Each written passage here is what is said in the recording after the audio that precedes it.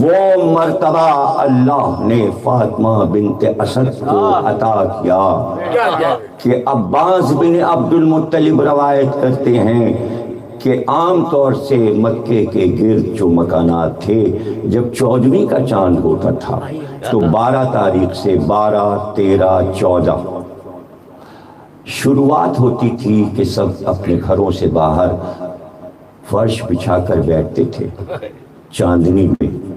تو کہتے ہیں کہ وہی زمانہ تھا کہ 13 تاریخ چاند کی اور ہم سب بیٹھے ہوئے تھے. ہم نے چاندنی میں دیکھا کہ محلہ بنی ہاشم سے ایک برقع پوش خاتون چادر میں لپٹی ہوئی باہر آئی اور ان کو کعبے کی طرف جاتے دیکھا. جب وہ رکن یمانی کی طرف گئیں تو وہ کہتے ہیں ہم سمجھ گئے کہ یہ ہاشمی خاتون ہے، اس لیے کہ ہاشمی دعا مانگنے رکن یمانی کی طرف.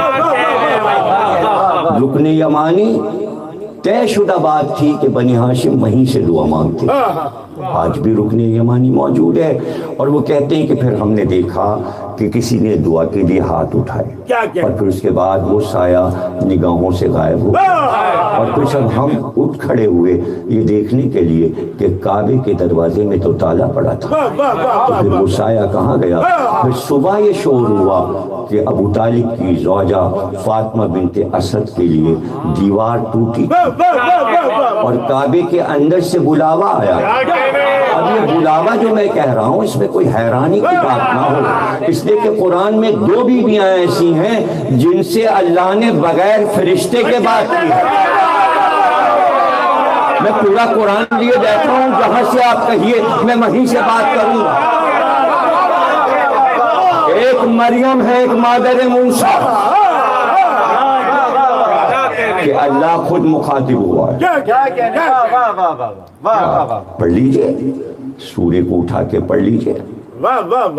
آہینا الی ام موسیٰ، ہم نے وحی کی مادر موسیٰ پر. جب موسیٰ کی آمد ہوئی ہے وہ بھی بچے کا ذکر ہے. یہاں جب عیسیٰ کی آمد ہوئی ہے مریم کی گود میں تو یہاں اللہ نے براہ راست مریم سے بات کی ہے. یہ فرات ہے، یہ دریا کا کنارہ ہے، یہ میٹھا ٹھنڈا پانی ہے، یہ کھجور کے درخت ہیں، کھجور کی شاخیں ہلاؤ، غذا بھی ہے مریم تمہاری اور پانی بھی ہے. یہ عیسیٰ جیسے ہی آئے ہیں اس وقت اللہ نے جناب مریم کو مخاطب کیا کہ تم بھوکی ہوگی، تم پیاسی ہوگی. کیا احترام ہو رہا ہے مادر عیسیٰ کا. تو عیسیٰ جیسے نبی کی والدہ کا احترام اللہ کی نظر میں اور موسیٰ جیسے نبی کی والدہ کا احترام یہ کہ ہم نے ان کے دل کو سنبھالا اور ان سے کہا کہ بچے کو گہوارے میں ڈال کر نیل ندی میں بہا دو اور ہم جلدی تمہیں اس بچے سے ملا دیں گے. یہ اللہ یہاں مریم سے باتیں کر رہا ہے اور یہاں جناب موسیٰ کی والدہ یوکبید سے باتیں کر رہا ہے. تو جب وہ موسیٰ کی ماں سے بات کر سکتا ہے اور عیسیٰ کی ماں سے بات کر سکتا ہے تو پھر وہ کعبے کے اندر سے آواز دے سکتا ہے کہ ہم دروازہ بنا رہے ہیں، آ جاؤ. اور خانہ کعبہ میں علی کی آمد ہوئی. تو علی فقر موسیٰ بھی ہیں اور فقر عیسیٰ بھی ہیں. اور کیا پیغمبر کی یہ حدیث اہل سنت کے پاس موجود ہے؟ میں اہل سنت کو مخاطب کرتا رہوں گا اس لیے کہ وہی تو دوست ہیں، ورنہ 71 فرقے تو ہمارے. بھائی علی کی فضیلتوں میں اہل سنت اور شیعہ برابر ہیں. جتنے فضائل ہم پڑھتے ہیں اتنی اہل سنت پڑھتے ہیں اور 71 فرقے علی کے دشمن ہیں جو پاکستان میں آباد ہیں. باہر کی بات نہیں کر رہا. پاکستان میں جو 71 فرقے آباد ہیں علاوہ اہل سنت کے، وہ علی کے دشمن ہیں، علی کے خاندان کے دشمن ہیں، وہ محمد کے اجداد کے دشمن ہیں، وہ آل رسول کے دشمن ہیں اور ان کی دشمنی انہیں راس نہیں آئے گی. یہ عبد المطلب کہہ گئے ہیں راس نہیں آئے گی، نسلیں مٹ جائیں گی، گھر مٹ جائیں گے. ربک ونر نشانی کا اختر. اے محمد آپ کے دشمن اختر ہیں. اختر کے معنی ہے جن کا نام و نشان مٹ جائے. اور ان کا نام و نشان مٹنا ہے۔ انتظام اللہ ہی کی طرف سے ہوگا، اس لیے کہ حکومت بے خبر سو رہی ہے کہ پاکستان میں ہو کیا رہا ہے۔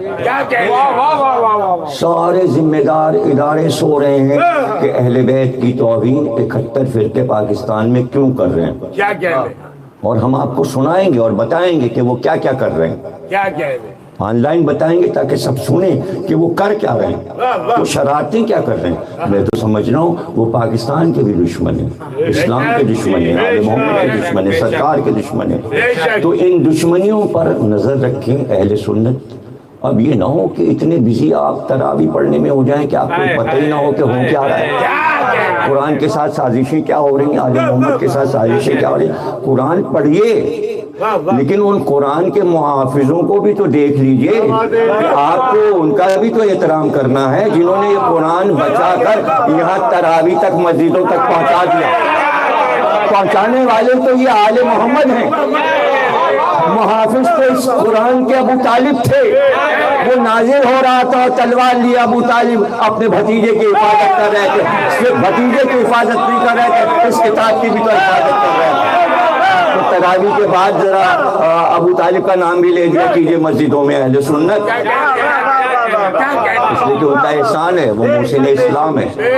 اور یہ بیٹی بھی اسد کی زوجہ ابو طالب، یہ بھی محسنہ ہے۔ 4 ہجری میں ان کی وفات ہوئی۔ دعوت ذوالعشیرہ میں سب سے آگے بیٹھی، سرکار کی 7 پھوپھیاں چچیاں سب، اور خواتین کے ساتھ، اور تمام چچا اور پھوپھا جو بھی خاندان میں تھے، چچا زاد بھائی بھتیجے، سب دعوت ذوالعشیرہ میں آئے۔ دعوت ذوالعشیرہ تاریخ سے پوچھی کہ کس کے نام لکھی گئی، دعوت ذوالعشیرہ کس کے نام لکھی گئی؟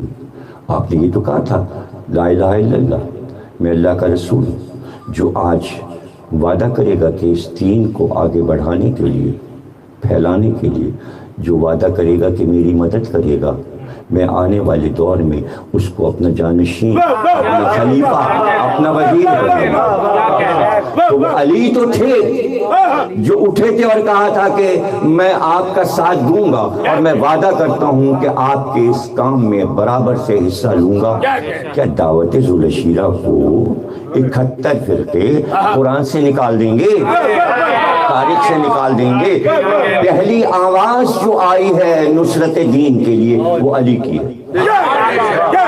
علامہ اقبال پاکستان کا خواب دیکھنے والے، مسلم اول شہ مرداں علی، اقبال کہتے ہیں مسلم اول، وہ پہلا مسلم۔ آج سے وقت کو مسلم کہلوا کے ناز کرتے ہیں، یہ تو بتاؤ پہلا مسلم کون ہے؟ علی۔ کیسی عظیم تھی وہ ماں جس نے علی کو پالا، بات ماں کی ہوتی ہے جب بیٹا کارنامہ کرتا ہے، تو جب سب سے بڑا زندگی کا کارنامہ کیا اور خیبر کے در کو اکھاڑ کر مرحباً ترک کے سر اتارے، تو اسی وقت تو یہ رجز پڑا تھا میری ماں نے میرا خیبر رکھا، میری خیبر کا انتصاب ماں کے لیے۔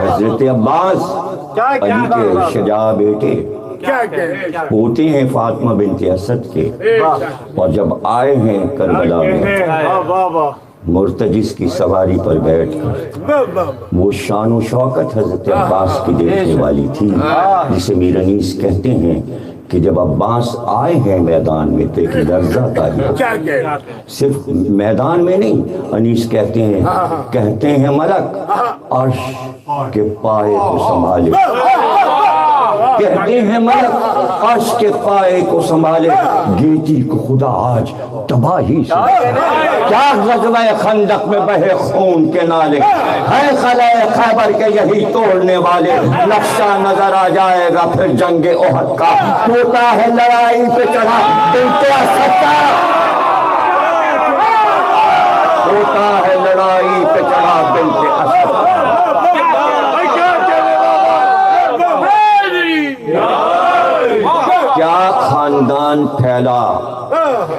کوثر کا، فاطمہ بنت اسد کا، جس خاندان کا نام اللہ نے کوثر رکھ دیا۔ ایسی ماں سے بیٹے جناب عقیل، بیٹی ام ہانی، سب سے بڑے بیٹے عقیل، ان سے 10 سال چھوٹے جعفر، سب سے بڑے بیٹے طالب، طالب سے 10 سال چھوٹے عقیل، عقیل سے 10 سال چھوٹے جعفر، جعفر سے 10 سال چھوٹے علی، علی سب سے آخری اولاد ہے۔ کیا معلوم قدرت کا کیا فیصلہ تھا کہ جناب خدیجہ کے 3 بیٹے ہوئے اور وفات پا گئے، گود خالی ہو گئے۔ اور جب قبرستان سے سرکار آئے اور خدیجہ اور محمد سر جھکائے بیٹھے تھے، گھر تو ایک ہی تھا، ایک ہی گھر تھا ابو طالب اور عبداللہ کا، اسی گھر میں ابو طالب دلہن بنا کر، بہو بنا کر خدیجہ کو لائے تھے، اسی گھر میں تو محمد کی پرورش کی تھی ابو طالب نے، چچی نے پالا تھا، سرکار کو پالا تھا، چچی سے اتنے مانوس تھے کہ زانوں پہ سر لے کے لیٹ جاتے۔ فاطمہ بنت اسد بالوں میں اپنی انگلیاں پھیرتی، بچپن سے گود میں فاطمہ بنت اسد نے بھتیجے کو کھلایا کہ گھر میں کھجور کا درخت تھا۔ جب محمد اپنے پیروں سے چلنے لگے اور میرے بھی بیٹے طالب اور عقیل ہوئے تو میں جب پھل گرتے تھے تو میں نے کئی کٹورے رکھے ہوئے تھے، ان میں کھجوریں اٹھا کر کٹوروں میں رکھ کر ایک طاق پہ رکھتی تھی۔ جب محمد اپنے جارمنوں کو لے کر واپس جنگل سے صحرا سے آتے تھے تو سیدھے اس جگہ پر جاتے تھے اور اپنی غذا اٹھا کر کھاتے تھے۔ جب میں کھجوریں چن لیتی تھی تو اس کے بعد محلے کے بچے آتے اور ان کو پتہ چل جاتا کہ میں نے اپنے حصے کی اٹھا لی ہیں تو وہ محلے کے بچے کھجوریں لے جاتے تھے۔ وہ انتظار کرتے تھے جب تک میں کھجوریں نہیں چن لیتی تھی، محلے کے بچے کھجوروں کو ہاتھ نہیں لگاتے۔ ایک دن میں اپنے کاموں میں اتنی مصروف تھی کہ میں حصہ لگانا بھول گئی۔ لے کر صحرا سے واپس آئے تو سیدھے اس جگہ گئے جہاں میں ان کے کھانے کے لیے کھجوریں رکھتی تھی۔ جب وہاں پہنچے تو دیکھا کہ وہ پیالہ خالی تھا اور کھجوریں نہیں تھیں، تو میں شرمندگی کے مارے اپنی آنکھوں پر اپنا ہاتھ رکھ کر لیٹ گئی۔ تو انہوں نے یہ سمجھا کہ چچی سو رہی اور انہوں نے مجھے نہیں اٹھایا، میرے بھتیجے نے مجھے نہیں اٹھایا۔ لیکن جب وہ ادھر گیا تو میں بہت ہی اندر سے شرمندگی محسوس کری تھی کہ آج میرا بھتیجا بھوکا رہ جائے گا۔ لیکن وہ کہتی ہیں کہ پھر جب دیکھا کہ پیالہ خالی ہے تو مجھ سے نہیں پوچھا، نہ میرے قریب آئے، درخت کے پاس آئے اور درخت کی طرف دیکھ کر کہا ہے درخت محمد بھوکا ہے۔ جیسے محمد نے یہ کہا درخت سے پھل ٹپکنے لگے۔ جب شام کو ابو طالب آئے تو فاطمہ بنت اسد کہتی میں نے اپنے شوہر سے کہا، میں نے اپنے وارث سے کہا کہ والی و وارث آج عجیب واقعہ ہوا، محمد کے لیے میں کھجوریں رکھنا بھول گئی تھی۔ تو وہ درخت کے پاس گئے، انہوں نے درخت کو مخاطب کیا تو درخت سے پھل گرنے لگے۔ عجیب میں نے ماجرا دیکھا ہے۔ تو ابو طالب نے کہا بھتیجے کو تھوڑی پال رہی ہو، رسالت کو پال رہی ہو۔